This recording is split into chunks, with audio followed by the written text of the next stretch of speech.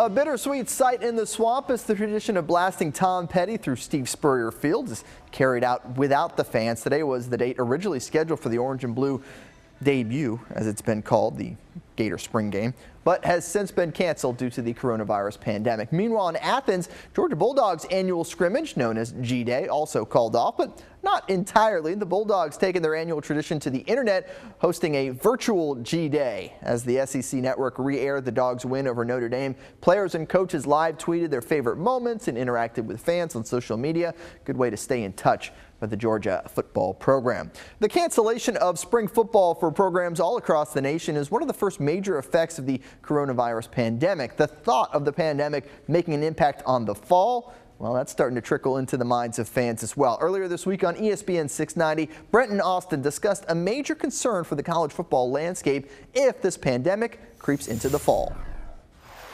Listen to this quote from USA Today. At stake is at least $4.1 billion in fiscal year revenue for the athletics departments at just the 50-plus public schools in the Power 5 conferences, an average of more than $78 million per school. You know, when we say at some point this is going to come down to economics, the college scene, college football especially, might be the biggest proponent of that. See, NFL, I think I saw Darren Ravel, and I don't know how accurate this was, but that college football relies on 75% of its revenue coming from tickets. In the NFL, 15% of its revenue comes from tickets. And so what really this revolves around, Martin, is not only can they get back to playing football, and will they play football if other kids are not allowed on campus? Would you do that just for football players or other sports? But also, would you even do this if you're not going to put fans in the stands, considering all the revenue really comes from those fans in the stands? Yeah, I don't think college football is going to risk it. I really don't. I think it's the risk-reward type thing, and I don't know if there's going to be enough reward for the risk.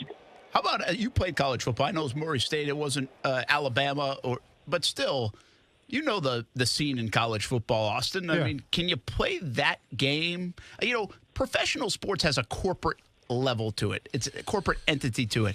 College football, while it doesn't feel like it, if you know what I mean. Yeah, you know? Yeah. I mean, you're right, but at the same time, I see the SEC network. I see the Big Ten network. I see the ACC network. That screams corporate to me, right? Like, yeah, if you're a college kid, you're playing for the passion and the joy of the game, and it's probably one of the purest forms of football you're ever going to find is going to a stadium on a Saturday, tailgating, and checking your team out. So I get that, Brent, but at the same time, it is all about the money, right? And I think if you look at those reports and everything, and you stand to lose that much money, it really does make you wonder if they pull the plug on. And I'll be honest with you. My view of it is like, what are we talking about here? These guys have plenty of money. They're building these million-dollar facilities. They're spending hundreds of millions on stadiums. They're paying $8 million a year for coaches. They've got money. But money adds up, and losing money adds up. And just think about it for the Florida-Georgia game. Georgia-Florida for those listening on that side. Think about that game, neutral site game in Jacksonville, with no fans, and this place not buzzing for the 4 days prior to.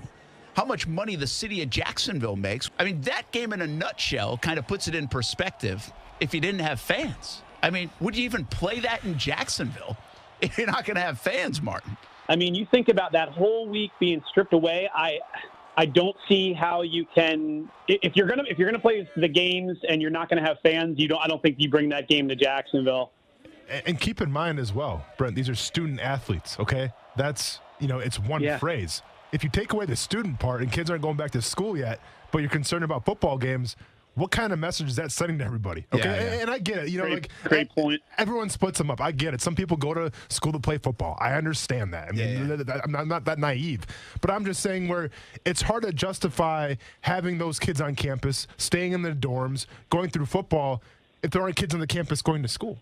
Simple as that. It's hard to justify losing a $78 million check, too. They'll find a way to play games this year some way or another. I think in college football, it just might come later than normal. If you haven't been watching and listening to ESPN 690, I don't know what to tell you because there is no other sports to watch. So you should watch every day ESPN 690. 3 to 6 p.m. You can watch on Facebook, Twitter, YouTube, Twitch, or you can always listen terrestrial radio or online, ESPN690.com. Action Sports Jax Primetime, Saturday at 10:30 on Fox 30.